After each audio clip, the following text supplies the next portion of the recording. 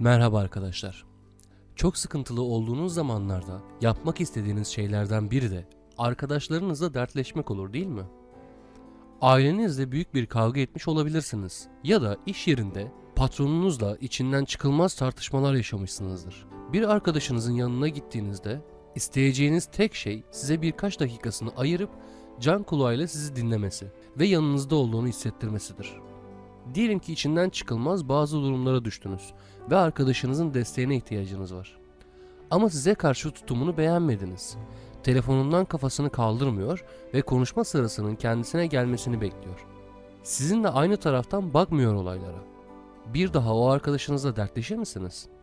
Peki rolleri değiştirirsek siz nasıl bir dinleyici olduğunuzu düşünüyorsunuz? Sizce başkaları size dertleşmek için geldiğinde sorunlarını anlıyor musunuz? Sizi iyi bir dinleyici yapan şeyler neler? Dinlemek ile duymak arasında fark vardır.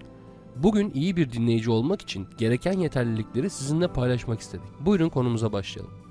Birileriyle sohbet ederken iyi bir dinleyici olmak, karşı tarafa "sen önemlisin, sana saygı duyuyorum" demenin başka bir yoludur. Bunun için 3 temel unsur vardır: algı, anlama ve ilgi. Bu 3 unsurun hiçbiri tek başına bir işe yaramaz. Kafanızdakileri boşaltıp algılarınızı açmanız, bu sohbete ilgili olmanız ve anlamaya çalışmanız gerekir. Dinlemenin de 3 seviyesi vardır arkadaşlar: etkin, empatik ve pasif dinleme. Etkin dinlemede karşımızdakinin cümlelerini kendi kelime ve cümlelerimizle tekrar ederiz. Bu şekilde hem biz olayları hatırlarken zorlanmayız, hem de karşı tarafa anladığımızı ve yorumladığımızı göstermiş oluruz. Kendi cümlelerimizle tekrar ettiğimiz zaman kafamızdaki varsayımlardan da kurtulmuş oluruz. Demek bu yüzden bu kadar sinirli diye düşünmek yerine seni sinir eden şey de bu yani diye sorup durumu pekiştirebilirsiniz. Konuyla alakalı soru sormak varsayımlarla uğraşmaktan daha iyidir. Empatik dinleme aslında herkeste yapabileceğimiz bir dinleme seviyesi değildir. Daha duygusal zamanlarda kullanırız. Olayları karşı tarafın gözünden görmeye çalışırız. Bu hale gelmesine ne sebep olmuş? Neden bu duyguyu yaşıyor? Ne yapılmasını istiyor gibi soruları anlamamız lazım. Böyle durumlarda %80 dinleyip %20 konuşmak, çözüm üretmek daha etkili olacaktır.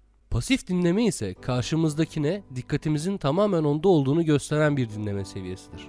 Ya bir otur dinle de derdimi anlatayım gibi bir konuşmanın muhatabı olmuşsanız, pasif dinlemede çok iyi değilsiniz demektir. Pasif dinleme karşı tarafa zaman ayırdığımızı, tüm dikkatimizin onda olduğunu gösterir. Göz temasını da sakın es geçmeyin. İyi bir dinleyici olmak için düzeltmemiz gereken bazı alışkanlıklarımız da var.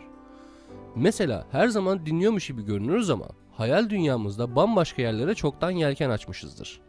Aslında bu durum dakikada ortalama 150 kelime söyleyebilmemize karşın 500 kelime dinleyebilmemizle alakalı.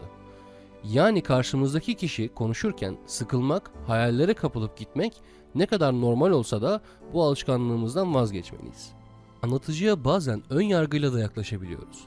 Onun abarttığını, yalan söylediğini ya da şımarıklık yaptığını düşünüyorsak, iyi bir dinleyici olma noktasında bu düşüncelerimiz bize pek yardımcı olmaz. Karşımızda konuşan birileri varken kendi söyleyicimize odaklanıp karşı tarafı dinlememek de sık yaptığımız iletişim hatalarından. Kendi bakış açımızı yansıtan ya da bizi daha zeki gösterecek olan cevabı aramaktan karşı tarafı dinlemeyi es geçebiliyoruz. Ya da konuşulan konu bizi de ilgilendiriyorsa sadece bizi ilgilendiren kısımlarını dikkatle dinliyoruz. Çünkü insanoğlu yapısı gereği en çok kendisiyle ilgilenir. Yani bencilliğimiz de iyi bir dinleyici olmakta bize yardımcı olmuyor. Unutmayın ki dinlemek paylaşmak demektir. Bağlantı kurmaktır. Hayatınızı paylaştığınız insanlara üstünlük kurmak yerine onlarla bağlantı kurmayı deneyin. Bir videonun daha sonuna geldik. Umarım bu videomuz size yararlı olmuştur. Siz de bize yardımcı olmak isterseniz kanalımıza abone olabilir ve bildirimleri açabilirsiniz.